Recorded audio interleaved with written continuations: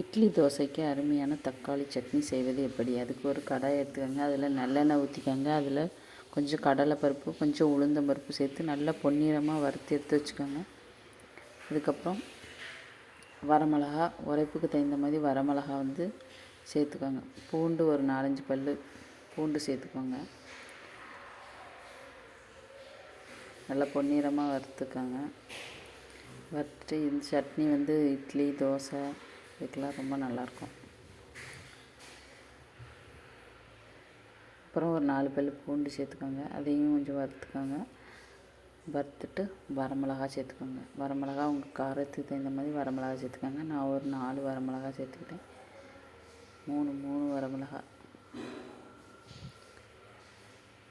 அதையும் நல்லா பொன்னிறமாக வறுத்துட்டு அதுக்கப்புறம் வெங்காயம், சின்ன வெங்காயம் கொஞ்சம், அப்புறம் பல்லாரி கொஞ்சம், ரெண்டையும் கொஞ்சம் சேர்த்துக்கோங்க. சேர்த்துட்டு அதை நல்லா வதக்கிக்கோங்க.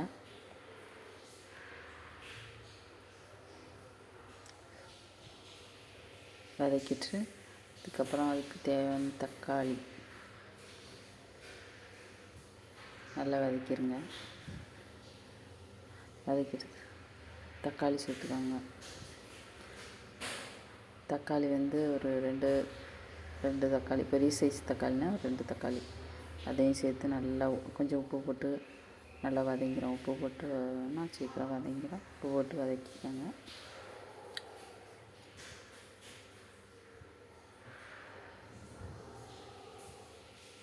வதக்கிட்டு அதுக்கப்புறம் அதுக்கு வேர்க்கடலை கொஞ்சம் போல் வேர்க்கடலை சேர்த்துக்கோங்க.